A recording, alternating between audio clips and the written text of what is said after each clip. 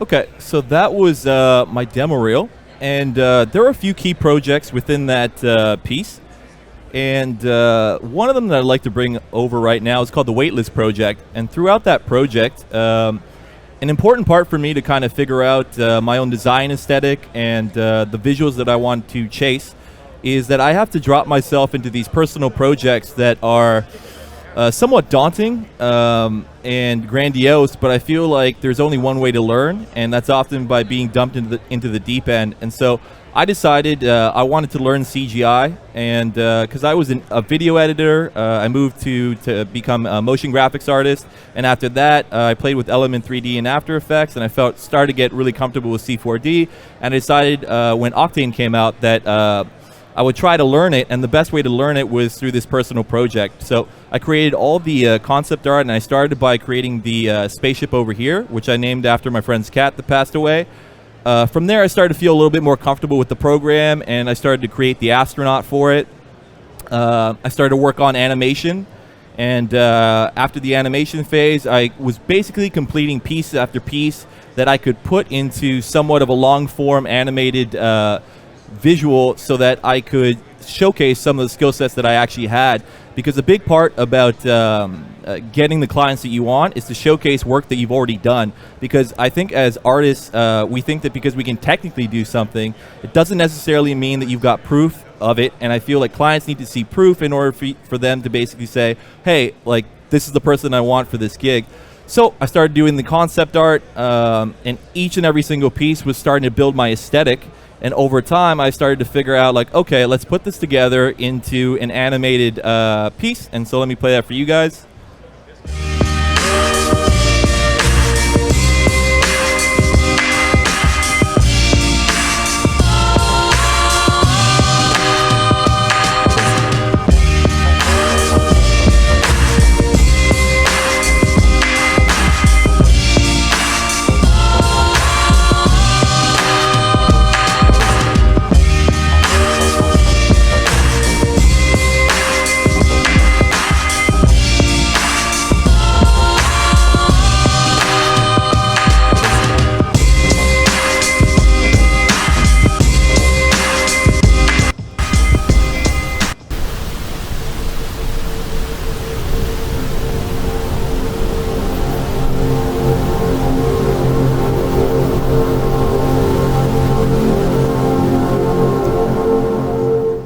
So from then on, what was really great was that I had something to prove worth, improve the skill sets that I had, and I was able, after releasing that online, to get a gig over at Double Negative, working in VFX and creating a lot more concept design and all that jazz, and was even invited in 2019 to present and talk about some of my works. Moving forward, I felt like moving from there, basically, I was headhunted by a company called 8VC who saw some of that sci-fi work and wanted me to start creating brand films for them. So I'm going to show you one of those as well. And this was a project that I tag teamed with my friend Harrison Vincent. And all the design work, all the concept art, all of this was done with Cinema 4D and Octane. So, and I have this habit of basically paying homage to the stuff that I grew up on, which was 80s and 90s anime and 80s and 90s hip-hop. I try to infuse it in everything that I do. And all of this is Cinema 4D. It's kit bashing, it's modeling, it's animating, it's and just utilizing the systems that I have within it to kind of create my own visuals for what I think the future could look like, should look like, and can look like. But let me play you this piece so you guys can see what this what we finished up over here.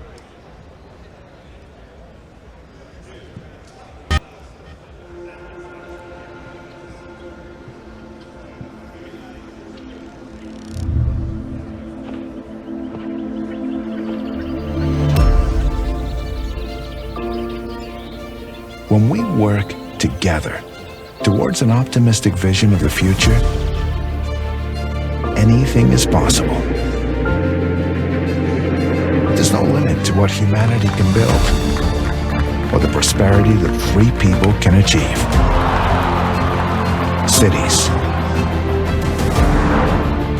community, logistics,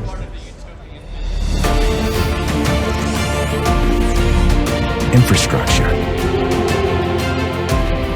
We do a lot of work with his company, yeah. Environment. On Earth or abroad. When even one person is not given the opportunity to reach her full potential, our job is not yet done. Help us build a better future at AmericanOptimist.com.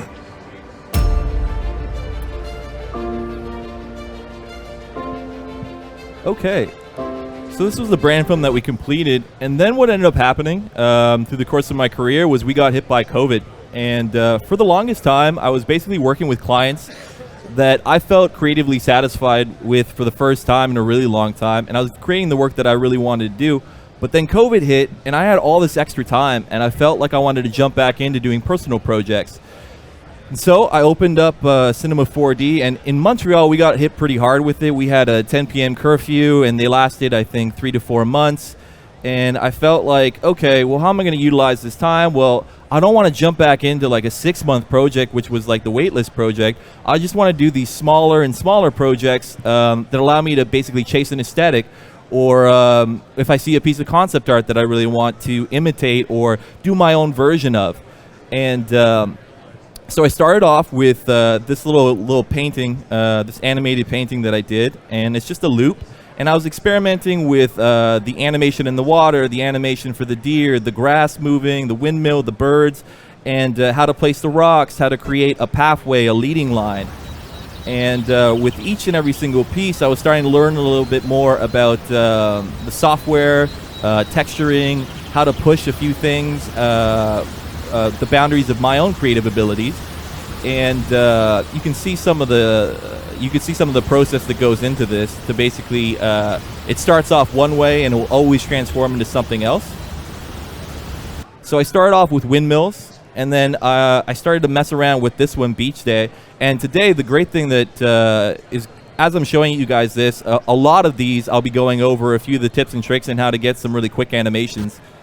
And with this one, I wanted to mess around with the graffiti, how to do that within Octane, how to paint some on wherever I wanted to, the puddles, how to get that anime style shoreline foam over here. And the subtle animation within the character. I was playing around with the hair module because I wanted to redo the hair because I felt the 3D scan needed something else to it. And I was messing around with the HDRI, how to get anime skies in here. And each single one I felt was pushing kind of my creative boundaries. So I started off with something that was a bit more peaceful, and then it started to get a little bit darker, and then I figured I'd embrace it fully and go into the full industrial, the industrial revolution of sci-fi. And I started to work on this one over here, and this is called Sunsets. And with this one, it was the same thing. I'm playing with sound design, I'm playing with how to create this sci-fi blimp, how to show scale with the birds, the looping nature of the cars going by, the people over here basically sitting down, the movement of the legs, how to get this to look over here with the wires, copper wire, creating some of the advertisements so you kind of get a feel for the piece. And every single time, it starts off one way, and then through the iteration process of Cinema 4D and Octane, and you could use Redshift, whatever you feel comfortable with. But for me, I just go through so many of these. So it starts off one way, and over the course, it starts to change and change and change until it's something else. So when this was done, I released it, and I started to feel a lot better about my work, and I realized that all these short projects were really growing me as an artist. And the one we're going to be talking about today is The Future is Kind. And it's what ended up happening with this piece was that for the first time in a really long time, this was the moment where I felt my skill sets in C4D became second nature. I was able to basically really quickly know how to create what I wanted to create. I modeled the robot. And here's something I wanted to show you guys before I kind of jump into this one. Is there's a program called PureRef, and if you're creating any kind of concept art or iterating in any kind of way, and you want to find a bunch of images, this is a great one to basically collect all those images and go through it. And let me show you, because when I go through and do these projects, a big part of it is research. So I'm always looking for like a type of robot that I want to use, and I collect a whole bunch of these artists' works. And in this one, I wanted to pay homage to a Studio Ghibli anime called Castle in the Sky, and I want to do my own iteration of that robot. And so let me just hit play on this guy.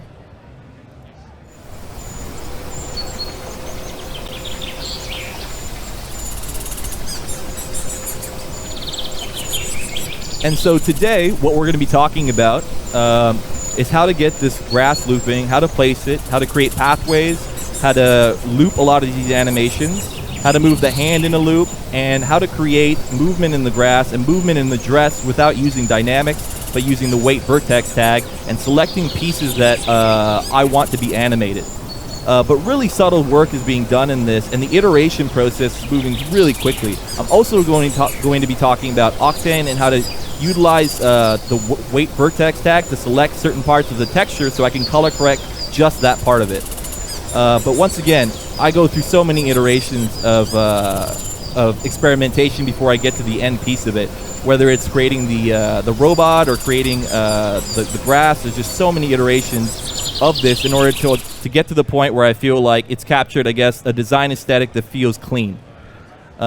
So moving on from this piece, I want to show you guys a little something over here. So when I had completed that, and I was doing that during the second lockdown in Montreal, what I started to feel like was like I had picked up a few new tools, and I really wanted to go into an older project of mine and figure out how I could utilize those skill sets that I had learned to improve upon it.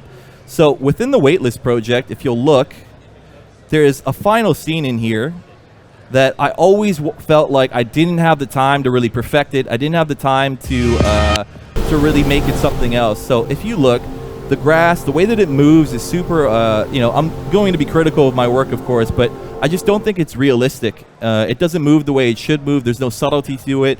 And I always felt that was the one piece that if I could go back and change, I would. And during this process, I felt like, you know what, let's go back into an older piece of mine with the skill sets that I had learned doing these mini projects and see what I could do to an older project and bring it back to the point that, bring it up to the level that all the other ones have come up to. So I went back in, I replaced the sky, it made it more anime-like, I replaced the color of the trees, I went in and I replaced the grass, I used the weight vertex tag to paint down some paths. I was able to know how to loop certain animations so that the astronaut over here loops, the birds are going in and they're creating scale. back into itself. There's subtlety in the movement of the trees, the subtlety to the movement of the grass this time, the color placement, the color picking of everything. And you can see how it started off to what it ended up being from the original to the new one. And today, what we're going to talk about is some of those animation techniques that I used throughout these pieces. So let me pull up the Future is Kind, and let's talk about the first thing that I'm going to showcase to you guys. So really quickly, if you look at this piece, you'll notice that there's some movement within our hand. And I'm going to go through and show you how I basically do that in the quickest and dirtiest kind of way possible. So that you guys understand how easy it is to kind of do this stuff. Okay, so here's the character over here, and what I can do is grab her. Now, I've got a clean version of this, but I think it's always fun to show you guys just what can happen when you pull it in. So I've got all these separate vertex maps for the character over here, if you see, for specific parts if I want to adjust them. But let me delete all this. And we're going to start off from the beginning. I'm going to delete these displaces, the wind deformer over here. Cool. I'm going to grab this over here. I'm going to go into my coordinates. I'm going to right-click on the X. I'm going to right-click on the Y, Z, and the rotation. All right. So now I've got this character in here. And what I want to do is really simply... Oh, and I want to make mention that this technique was something that I found perusing the internet. So I checked out an artist called Travis Davids. He does really good tutorials. And he showcased this technique, and I believe he also got it from a Blender artist called Ian Hubert, and he was able to transform it to C4D, and I saw it, and I was like, okay, cool, this is the best way to get some animation within my loop so that this character reacts to the robot, because if it's just stagnant, I feel like it doesn't add anything to the image. Granted that the finger is pointing, but I want a little bit of movement so it feels a little bit more naturalistic. So I've got this 3D scan of a character. There are no bones. There's no ability for me to move her. But what I can do is go under the character tag, hit the joint tool, and what I could do while holding control, I can hit a joint at the bottom, joint at the knee, a joint at the torso, a joint at the neck, and a joint at the head. Now, what I'm going to do is rotate around here, and you'll notice that it's kind of at a diagonal. So let me put my display over here at so we could see the polygons. I'm going to hit the selection tag. I'm going to hit the joint tool, and I'm going to maneuver these guys. Now, if you look at the axis over here, it's not particularly easy to maneuver with this. So I'm going to hit the world transform so that it's pointed directly at my camera, and I can easily shift this axis over here. Now I'm moving down the joints, and I'm just adjusting them so that they're aligned with the spine of the 3D asset over here. Sweet, let me look at this. Okay, we got it. So she's over here, and what I want to do is I want to select, like I can delete this guy over here. I can select from the top the animated girl 1. Holding shift, I'm going to select all the way to joint 6. I'm going to go into character, and I'm going to hit bind. And so if you look at the bottom left, it's starting to do the calculations, and it's binding this geometry to the bones that I've created. Sweet. So let me delete, let me turn off the shading, and now we've got this character, and all I want to do is do some subtle movement. So I'm going to grab the joint that's over at her shoulders, and what I'm going to do is play around which one's going to affect it. So it's going to be the rotation H and rotation P are the ones that are going to affect it the most and have some movement. Now, mind you, this is like a subtle effect. I don't want you guys pushing it and doing some crazy thing like this for this. It's just about how to get some subtle movement and some loops. Now, you can drop some keyframes, which is really easy for something like this, but I always go resort to using Signal. I just think it's really easy to kind of drag and drop some parameters and really easily loop it. So what I'm doing is I'm grabbing the H, I'm dragging and dropping it into the question mark that was provided when I right-clicked and selected Signal. I'm double-clicking that. All I do is move this guy down over here, and I hit ping pong, so that it loops back into itself. Now, if you notice, it's moving, right? But it's not going to loop into itself. It's hitting back, and that's because my loop period is at 72. But if I want this to loop into itself, I just turn it to 36, so divide it by 2, and now we've got some looping. Now, of course, it could be a lot more subtle, and all you got to do is drag up this guy over here, and you're getting some subtle movement within the character so that that you didn't even have to drop any keyframes on. So Let me pull up the image over here. So what we've done right now is I've showcased to you how we're going to get that movement over here. But here's another thing that I think is really interesting about the loop, and that's the way that the dress goes and loops itself. A lot of people were wondering through my Instagram whether I did that with dynamics and how did you get the dynamics to loop, but in reality, I didn't use any of that. So let me showcase to you what I did. For me, it's always really cool to kind of get some cheats in here, so I'm going to show you one quick one. So with this, all I did was select the bottom of the dress, and I used the deformant and effector, and I used turbulent noise to basically animate this dress. Then let me show you what that looks like. Really quickly, I'm going to use the weight tag. So let me select this cube. I'm going to add some segments onto that. 20 segments, cool. I'm going to go into my display so you guys can see the segments that I've added. I'm going to grab this guy, and I'm going to bake, all right? And so now all these polygons are able for me to be selected. So I'm going to hit over here. So I was in object mode. I'm going to grab the polygon mode, grab the rectangle over here, and now I just want to select these bottom polygons over here, right? So within the selection tool, you could hit visible only, and that'll allow you to select only the things that I'm able to see, but I didn't do that, so I'm selecting behind the cube as well. So I've got these selected. What I want to do now is go under the selection tool, and I want to set my vertex weight to 100%. Sweet. And so what I've done right here is basically say, whatever is red isn't affected, but whatever is yellow will be affected. Now I'm going to grab a deformer. And you could use a displacer, you could use all these things, but I noticed for me what worked the best was the wind deformer. So I'm going to drag and drop it onto the cube. And if you look, it's affecting the whole thing, right? Now imagine that this is the girl character over here with the multiple polygons. It's going to affect the whole girl, and she's going to be wavy, and we don't want that. We just want to affect the bottom of the dress. So with that vertex tag, how are we going to use that? Well, we're going to right-click on the deformer. We're going to go into rigging tags, and we're going to set a restriction tag. And the restrictions tag says nothing is going to move unless we feed it some kind of information. So the information we're going to feed it is the weight information that we created. So now the only thing that it's affecting is the bottom, right? I mean, this isn't going to be the most beautiful version of this, but I just want you guys to see without going end to end the technique, right? So the wind deformer is affecting just the bottom, and if you just make it a little bit more subtle, really quickly you're seeing how I'm basically manipulating the bottom of the dress by selecting and then painting with the vertex map. If I select it over here and I hit shift, what I can do is blur it so that I can select exactly what I want it to do. I hit play, and it's starting to basically affect that bottom part. Now, how did I get it to loop is the real question. Really simply, I mean, it's really basic how I did it. It was just that I dropped the keyframe at 0. I went to the 24-second mark, 24 frames mark, hit a keyframe over here at 100. Let me drop this guy, hit this to 100, to 0, I mean. Boom. Hit this guy to, hit this guy on, and then I went to frame 48, keeping it at 100, went to frame 0, boom. And that's the beauty of the vertex tag, is that you can decide when the weight affects it and not, and use that through animation.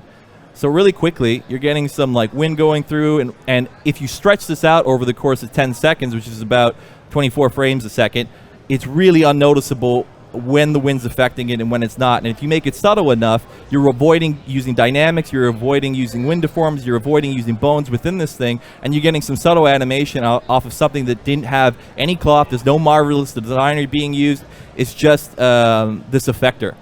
Okay, so we're able to see how the wind is affecting the dress. We're able to see how the finger is being moved. So now we're going to see how to basically loop that grass in there as well, and how we're going to draw pathways using the weight deformer tag as well, or weight vertex tag as well. Okay, so let's let's open up another file.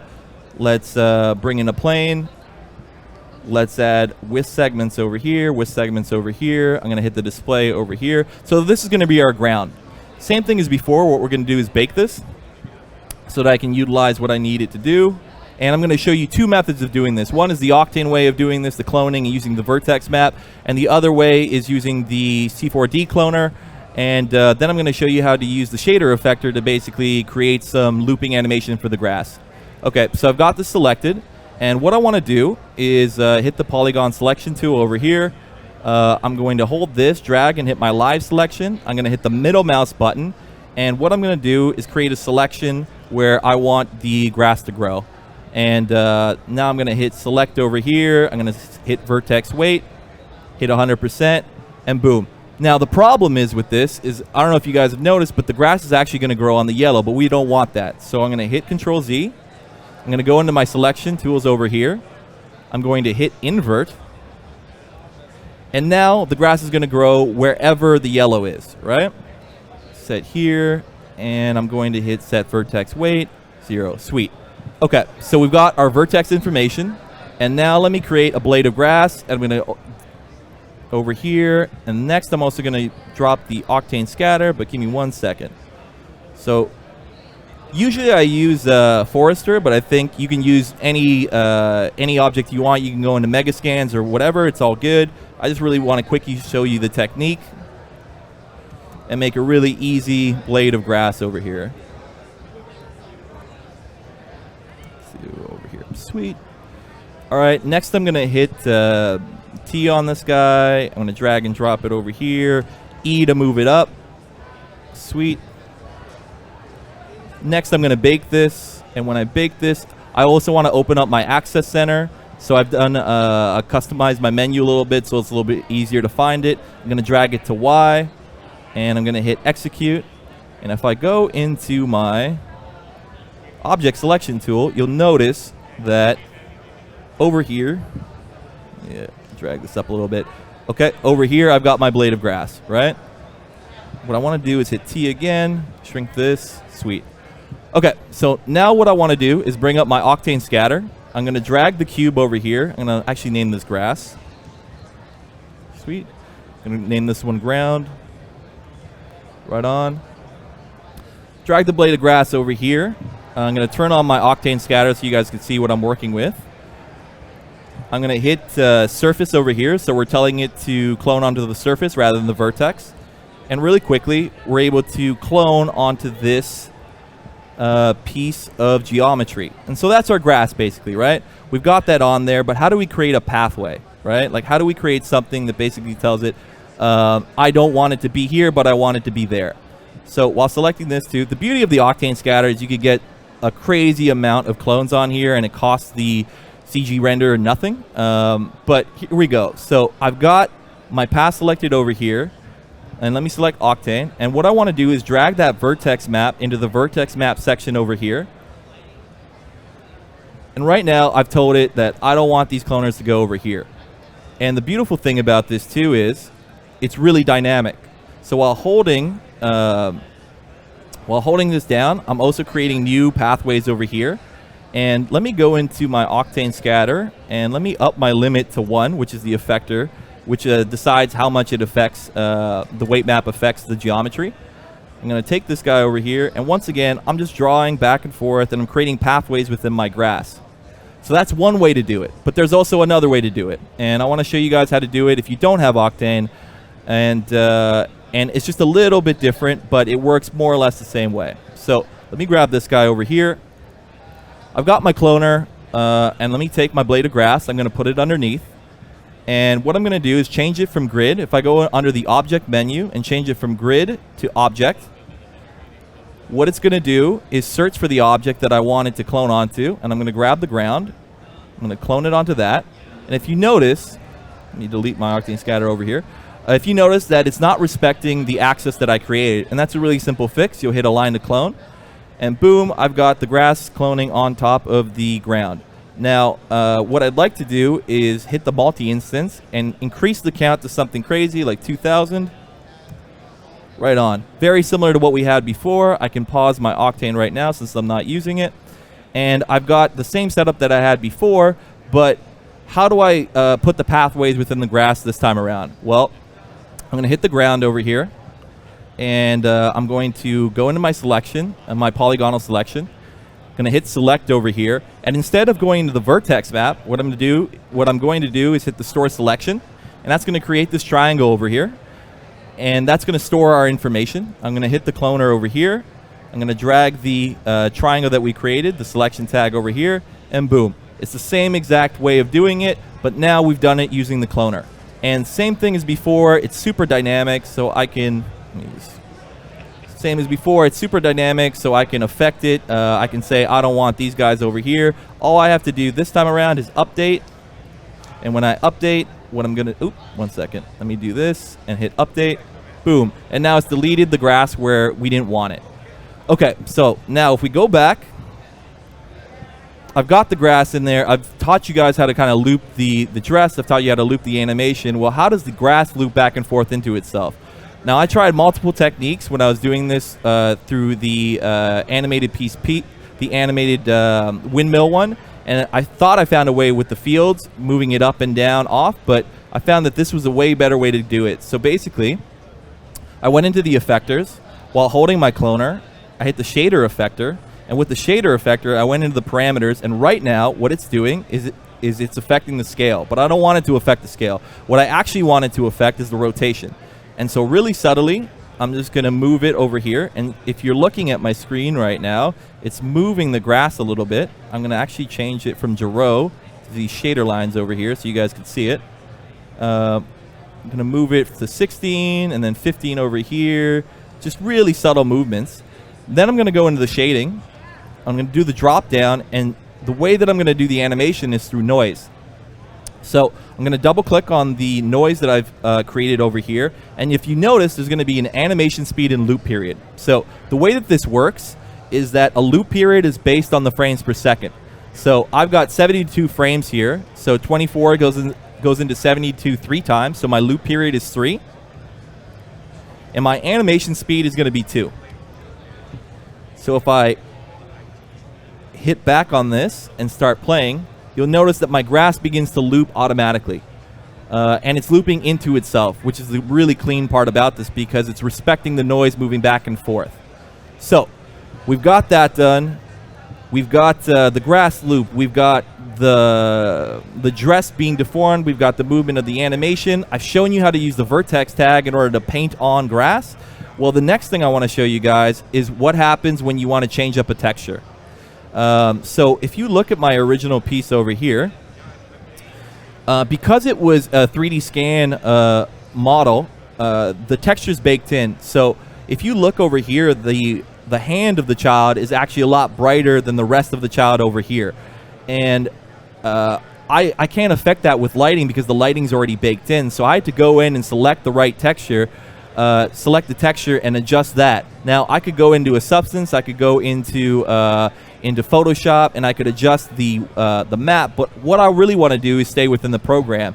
So within this one over here, I'm going to bring up another cube for you guys to see the technique behind being able to select something and utilize that weight vertex selection in order to affect the texture. So I'm going to do this thing again where I add a little bit more segments to this cube. I'm going to grab the lines over here. By going to display, I'm going to show the polygons within there. I'm going to bake it down. And what I'm going to do next is move it over here. I'm going to grab the polygon selection. And let me move this over here. I'm going to grab my selection cursor over here. I'm going to grab these guys, these polygons. And what I'm going to do is same as before, go into the selection. I'm going to set vertex weight, hit it to 100. Boom. Set this guy. And now we've got the part where I want it to be affected and the part that isn't going to be affected, right? But how do we use this information through texturing? Well, let me bring up my texture over here, my texture menu. I'm going to make a glossy octane texture. Super simple. Drag and drop it on there. I'm going to double click it, go into basics, hit up the node editor. And now when I'm in the node editor, what I want to do is bring up a few nodes that are going to help me basically paint on this guy and utilize the data that I've created. So I'm going to hit vertex map over here. I'm going to hit RGB so you guys could see the changes that I'm doing. Double of these guys. And I'm going to hit a mix node. Not the mixed texture, but the mixed node. All right, so I've got these guys over here. Let me start up my Octane too, so you guys can see kind of what I'm doing. And what I want to do right now, by selecting my vertex map, I want to drag and drop that vertex weight over here. I'm going to plug that into the amount, so it's going to control what the yellow and red stand for. I'm going to grab this RGB. I'm going to make this red. I'm going to make this blue over here. Right on. I'm going to plug these into texture 1. Plug this into texture 2.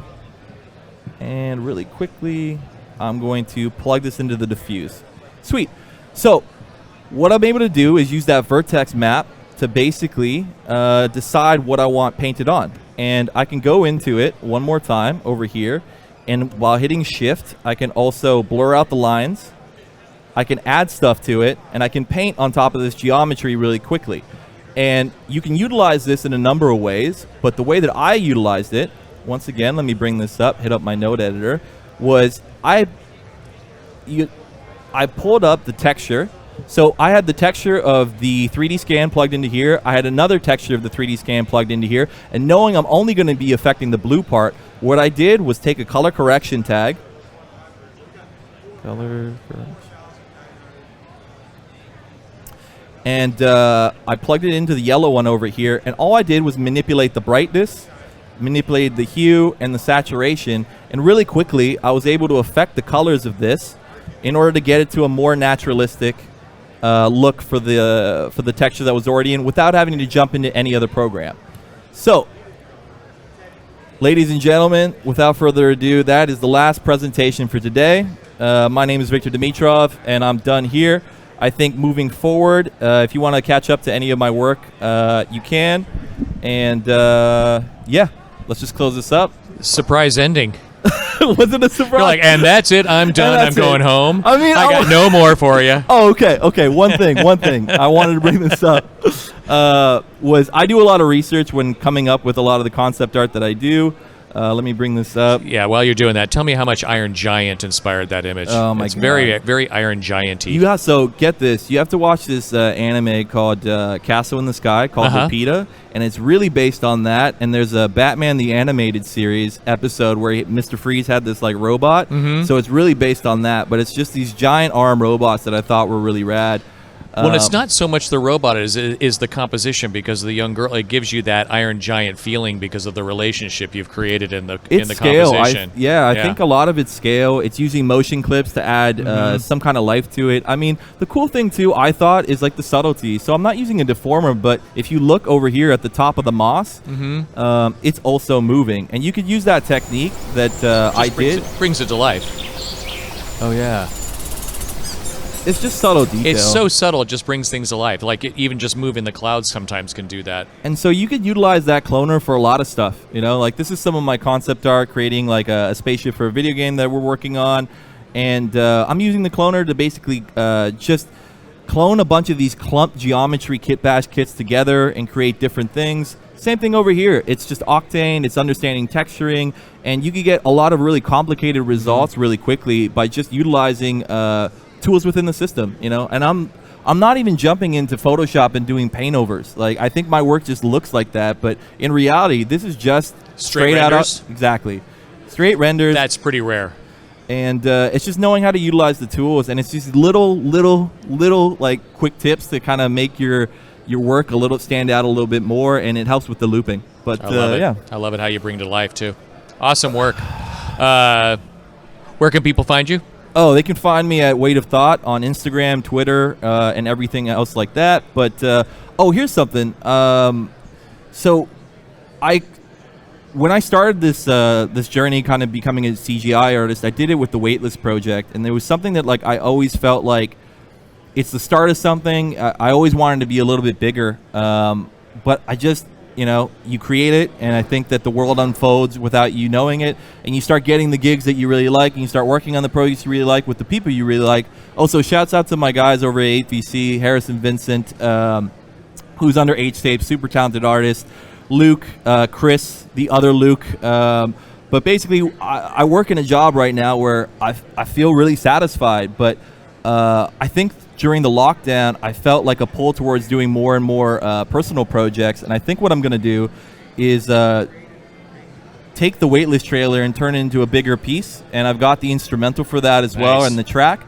And I'm going to try and do a bigger 3-minute to 3.5-minute short film showcasing some of that ambitious. stuff. 3 minutes that's a lot. Yeah, but I think right now, after working on all these projects, it's second nature, and that's the beauty of like why I wanted to talk the most about The Future Is Kind, was because it felt for the first time I wasn't creating something to get something else. Right. I was just in lockdown in Montreal, and I just wanted to do something that passion project. Yeah, and brought peace. Like it was just something to do that you felt like I could just put on a Spotify playlist, and as I had that on, I was just creating the fingers for the arm, the head, and kind of getting the animation going, and it felt peaceful, and it felt like meditation almost. So when you coming back to show us the piece? Give me a year. Let's put a date on it. A year on it. Yeah, so give me a year. Siggraph 2023. Siggraph 2023. I'll come back and I'll show you what I've done. At least the start of it. I'll finish it. I'll finish it. 100%. Okay. Yeah. All right. Okay. Ladies and gentlemen, Victor Dimitrov. Thank you. Thanks, guys. Thanks for coming out. Really appreciate it. And thanks for closing out the day. Those on the interwebs and people here, we have another great lineup of artists coming in tomorrow. You'll want to stick around. We've got a couple of sneak peeks that are going to be coming out tomorrow. I just teased sneak peeks, but there will be a couple of sneak peeks out there.